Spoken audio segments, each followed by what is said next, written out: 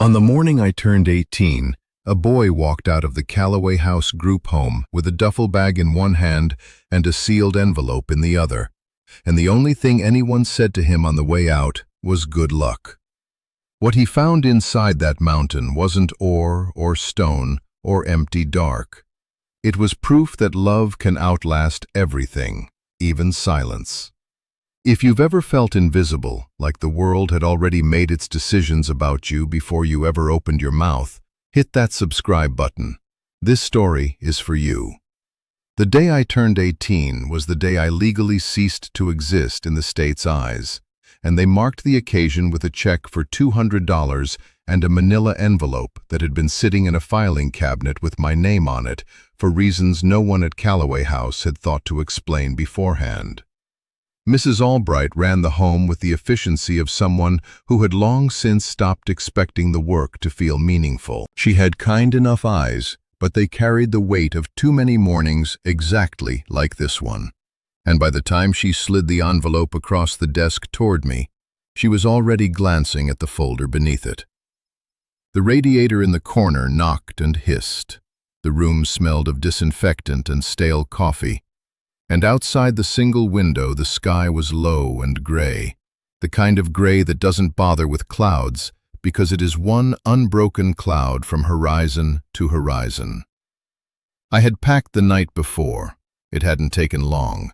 2 pairs of jeans, 4 t-shirts, one of them fraying at the collar, a worn paperback I'd read so many times the spine had given up entirely, and a photograph, black and white, slightly creased, of a woman standing in front of a mountain ridge I didn't recognize, squinting into the sun with an expression that looked something like defiance. On the back, in handwriting I didn't know, someone had written, "Eleanor, always." I put the photograph in last. I zipped the bag. I picked up the envelope. "Good luck, Leo," Mrs. Albright said. She didn't look up. I pushed through the door into the cold. I opened the envelope at the bus station, sitting on a bench with my duffel between my feet and $200 in my coat pocket. The letter inside was from a law office, Finch and Associates, in a county I had never heard of, called Harrow County. The language was formal and unhurried, the kind of language that assumes the reader has time to sit with it. It informed me that my grandmother, Eleanor Vance, had passed away 11 months prior. It informed me that, per her instructions, I was to be notified on my 18th birthday. It informed me that she had left me a property. A hollow mountain, the letter said. The phrasing was unusual enough that I read it twice. Not a mine, not a cave. A hollow mountain. 214 acres of ridgeland in the western part of Harrow County with a natural interior cavity large enough to have been used historically for storage. No road access except a forestry easement. No power. No well on record. The county had it flagged as undevelopable. There was a number to call. I found a payphone inside the station and spent 40 cents reaching a man whose voice sounded like gravel turned slowly in a wooden bowl. "Mr. Vance," he said, "I'm Arthur Abernathy. I've been waiting for your call." He told me there was a transfer fee of $7 to complete the deed. He told me there had been interest from a development corporation, Summit Creek Estates, who had been making inquiries for the better part of a year. Their current offer was $6,000. I stood with the receiver against my ear and looked out through the smudged glass of the phone booth at the bus station and at the people moving through it, all of them going somewhere they already knew how to get to. $6,000, I said. "That is their figure, yes," Mr. Abernathy said. "They've indicated flexibility." I thought about $6,000. I thought about what it could become if I was careful. A security deposit, a few months of rent, time to find something stable before it ran out. I thought about my sister Maya, who was 16 and still in placement 3 counties east, in a home I'd heard second-hand reports about that I didn't like the sound of. "I want to see it first," I said. I had no idea the envelope in my hand was about to change the direction of everything. Mr. Arthur Abernathy's office occupied the second floor of a building at the end of Harrow County's main street that had clearly been built to last and had lived up to that intention. The staircase creaked with a sound like old confidence. The office itself smelled of pipe tobacco and old paper and the particular furniture polish that belongs to rooms where serious things have been decided over many decades. Mr. Abernathy himself was a compact man, past 70, with a neatly trimmed white beard and thin wire spectacles he looked over rather than through. He did not offer condolences. He opened a folder on his desk and began. The property, 214 acres, ridge and hollow, western Harrow County. The interior cavity ran roughly 300 feet into the mountain along a natural fault line, with a secondary chamber branching north. The main chamber was high enough to stand in and had been used, by my grandmother and before her by her father, for purposes the county records didn't specify. The land itself had never been mortgaged.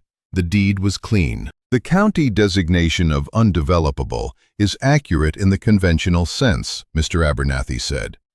No subdivision, no commercial construction. Summit Creek Estates is aware of this.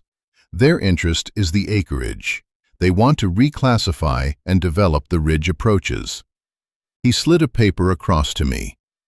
Summit Creek Estates, revised offer, $8,000. I looked at it. I thought about the photograph in my bag and the woman in it squinting into the sun. The $7, I said, to transfer the deed. Mr. Abernathy looked at me over his spectacles.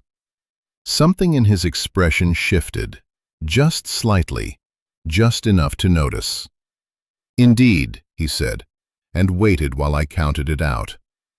He gave me a key before I left, large, iron, old, the kind of key that was made to last by someone who intended whatever it opened to last equally long. On a strip of leather tied to the bow, in handwriting I recognized from the back of the photograph, "For Leo, when you're ready." It was the stupidest risk I had ever taken. It was the first real thing that had ever been mine.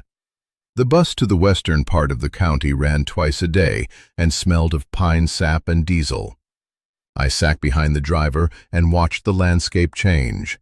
The town giving way to farmland, the farmland giving way to timber, the timber thickening and darkening until the ridge lines were close on both sides and the sky was a narrow seam of pale light above them. The air through the cracked window was cold and sharp and smelled of damp earth and iron. I stopped at the gas station at the foot of the forestry road to ask about directions. The man behind the counter, older, wide through the shoulders, with the deliberate stillness of someone comfortable in his own company, heard the address and looked at me differently. "Eleanor Vance's place," he said, not a question. "She was my grandmother," I said. He nodded slowly. "Henry," he said, by way of introduction. "Last time Eleanor came through here, she was bringing preserves to the church drive. That was 3 winters ago. She talked about you, you know. Said she had a grandson she was keeping something safe for." He paused, considering. "Son, you look like you've been carrying the world, and it hasn't been gentle about it." He reached under the counter and set a paper bag on top, 2 sandwiches wrapped in wax paper. "The forestry road forks twice. Bear right both times. You'll smell the mountain before you see it." He was right about that. The air changed on the walk up, something mineral and cool and very old, the smell of stone that has been in the same place since before anyone was alive to name it. The trees opened at the top of the 3rd rise, and I saw the mountain. It was larger than I had imagined. It rose from the surrounding ridge like something that had decided to stay when everything else moved on. At its base, half hidden by a fall of ivy and decades of encroaching brush, was a door. Iron-braced timber, old and dark. And above the door, cut into the stone in letters that had softened with age but not disappeared, "Vance." I stood at the edge of the clearing and looked at it. I almost turned back. The scale of it, the sheer age of it, made me feel very small and very young, which I was, but had not often let myself feel. What I saw waiting for me there made me want to walk away. I'm glad I didn't. The key fit the lock the way things fit when they were made for each other. It turned with resistance at first, years of rust and cold and stillness, and then with a sound like something releasing, a deep, resonant clunk that I felt more in my chest than heard with my ears. I put my shoulder to the door, and it gave. The air that came out was extraordinary, cold and mineral and ancient. The smell of damp stone and iron, and something underneath that I could only describe as the smell of time itself made physical, as though the mountain had been holding its breath for a very long while and had just now let it go. I stood in the threshold and breathed it in. The interior of the main chamber opened up around me as my eyes adjusted. The ceiling arched 20 feet overhead, and shafts of pale winter light came through fissures in the rock high on the southern face, falling in long angled columns that lit the dust I was raising gold against the dark. My footsteps rang off the stone. The silence in there was not empty. It was weighted, occupied, the silence of a place that remembered things. Along the north wall, arranged with a deliberateness that stopped me in the entrance, were shelves. Rough-cut timber shelves built into the stone itself, running the length of the chamber. And on the shelves, in rows, were tins, sealed tins of the kind used for long preservation, and glass jars, and among them, stacked flat, wrapped in oilcloth, bundled in groups and bound with twine, currency. I crossed the chamber slowly. I lifted one oilcloth package and untied the twine and unrolled it on my palm. The bills inside were old, but solid, 50s and 100s, pressed flat and dry. I counted one bundle, $1,200. I looked at the shelves and the rows of tins and the stacked packages and understood that I was looking at something that had taken a very long time to build. My mind refused to take it in as real. I stood in that mountain with $1,200 in my hand and the evidence of a life's careful work arranged around me, and I felt my legs go out from under me. I sat down hard on the cold stone floor. A sound came out of me, strange, uncontrolled, bouncing off the stone walls back at me in pieces. And I couldn't have told you in that moment whether I was laughing or crying, and after a moment it didn't matter because it became both at once, and I sat on the floor of my grandmother's mountain and let it happen. I don't know how long I sat there, long enough for the light through the fissures to shift. When I could stand again, I began moving along the shelves, and near the back of the chamber, in the place where the second light shaft fell most directly, I found what I had not been looking for. A tin box, smaller than the others, set apart on a shelf by itself. On its lid, the same handwriting. For Leo, read this first. Inside was a letter, folded 3 times, written in a hand that was precise and unhurried, on paper that smelled of lavender and pipe tobacco, and something underneath that I could not name, but recognized the way you recognize a sound you heard once as a child. It began, Leo, if you are reading this, you are 18 years old, and you came. I knew you would. You have your mother's stubbornness, and I mean that as the highest compliment I know how to give. I put the letter down for a moment. I picked it up again. I never stopped looking for ways to reach you. After your mother passed and the courts made their decisions, I was an old woman with limited resources and the wrong kind of name. The courts do not often side with grandmothers, Leo, whatever they may tell you about family. I tried for 3 years. My lawyer, Mr. Abernathy, has the records if you ever want to see them. Eventually, I understood that the most useful thing I could do was not fight what I could not win, but build what I could. So I built. I read that line again. So I built. The mountain has been in this family for 4 generations. What no one outside this family has ever known, what I protected from the county assessors and from Summit Creek Estates and from everyone who would have used it differently, is what the mountain holds beneath the second chamber. There is a thermal spring. It runs year-round at a constant temperature, clean enough to drink, and the flow rate, measured privately by a hydrologist I trusted, is sufficient to supply the entire western county and beyond. The water rights are registered under a family trust name that Summit Creek Estates has never found and cannot touch. They belong to you. The mountain was never hollow, Leo. It was full. We just knew where to look. I set the letter on the shelf beside me. I stood in the half-dark with the sound of nothing but stone and the distant, barely audible sound of moving waters somewhere below, and I understood what my grandmother had done. She had taken the thing everyone dismissed, the hollow mountain, the undevelopable land, the parcel no one wanted, and she had made it into the most important thing in the county, and she had aimed it at me. His final instruction was underlined twice, though it was her hand. Find the second chamber. Bring someone you trust. The weeks that followed were the hardest physical work of my life. I used a portion of the cash from the shelves, $6,000, an amount that felt unreal every time I counted it out, to open an account and begin purchasing materials.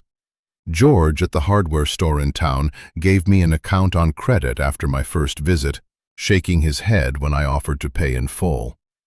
"Thomas Vance's family," he said. "You've got an account here as long as you need one." Martha from the diner brought food out twice a week without explanation.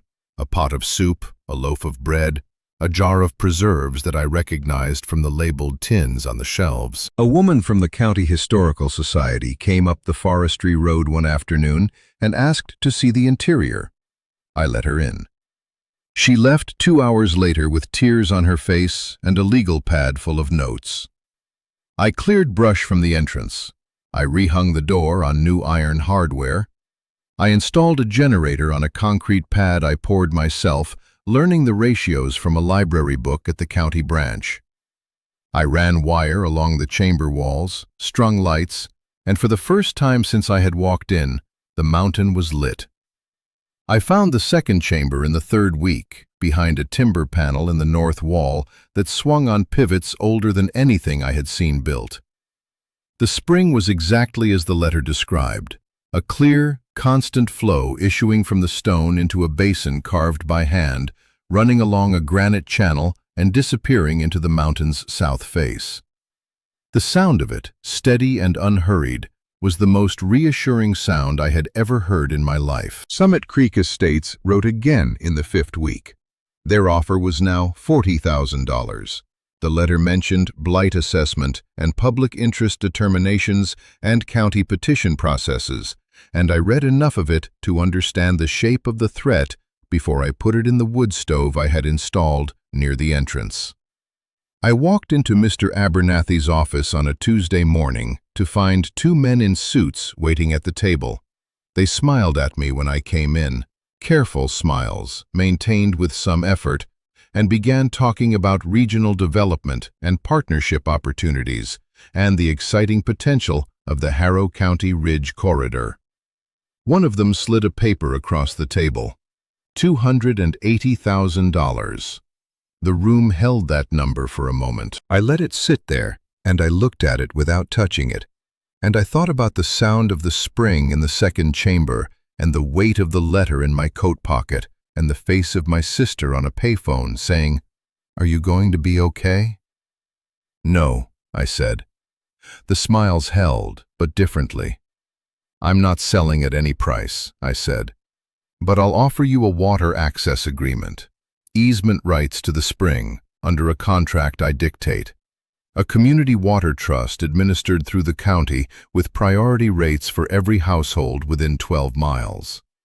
A conservation covenant on the full 214 acres. Annual payments to the trust in perpetuity. And a historical preservation designation on the main chamber, administered jointly with the County Historical Society." The man on the left said, "That's not a standard." "Those are my terms," I said. "All of them. Or I walk out with a clean deed and we don't speak again." They looked at each other for a long moment. Then they stood, gathered their papers, thanked me in voices that had given up on warmth, and left. Mr. Abernathy looked at me over his spectacles once the door closed. "Well," he said. "They'll come back," I said. "They will," he said. "They need the water rights and they know it." He was right. They came back in 18 days. They signed everything. The electricity came on in the main chamber on a Saturday evening in April. I threw the switch myself, standing where the light fell best, and the strings of lights I had run along the chamber walls all came on together, warm against the dark stone. I stood in the middle of my grandmother's mountain, and I breathed. Maya's custody process took 4 months. Mr. Abernathy turned out to know considerably more family law than his property letterhead suggested, and he filed the paperwork on my behalf without discussing his fee until I pressed him. And when I pressed him, he named a figure so small I accused him of making an error. He looked at me over his spectacles and said he didn't make errors in arithmetic, and changed the subject. On a Wednesday in August, I walked into a county courthouse and walked out with my sister. She stood in the parking lot in the late afternoon heat and looked at me for a long moment. She had Eleanor's eyes. I hadn't known that until I had spent months living inside the story our grandmother had built for us, and now I couldn't unsee it. "We're home," she said. I still have the worn paperback from my duffel bag. It's on the shelf in the entrance chamber now, between a lamp and a jar of the preserves that Martha showed me how to make from the fruit trees on the south slope. I kept it because I wanted something from that morning, the morning I walked out with a bag I could carry in one arm, to be present in the place I ended up. The distance between those 2 points is the most important distance I have ever crossed, and I want to feel it. I stand at the entrance of the mountain sometimes in the evenings when the light comes low through the trees and the spring makes its quiet sound somewhere below my feet. And I think about what my grandmother understood that no one else did. She understood that the most valuable things are not the things that look valuable from the outside. She understood that a hollow mountain, a condemned parcel, an undevelopable ridge, these are words that people use when they cannot see what is inside. She spent a lifetime learning to see what was inside, and then she left it to me. If you have ever been told that what you have isn't worth anything, if you have ever stood in front of something abandoned and been told to walk away, if you have ever felt that the world's assessment of you had more authority than your own, I want you to tell me this. What is the hollow mountain in your life? What is the thing that looks empty from the outside, that you know, if you could just get inside it, is full of something no one else has had the patience to find? Leave it in the comments below. I read every single one. Thank you for listening.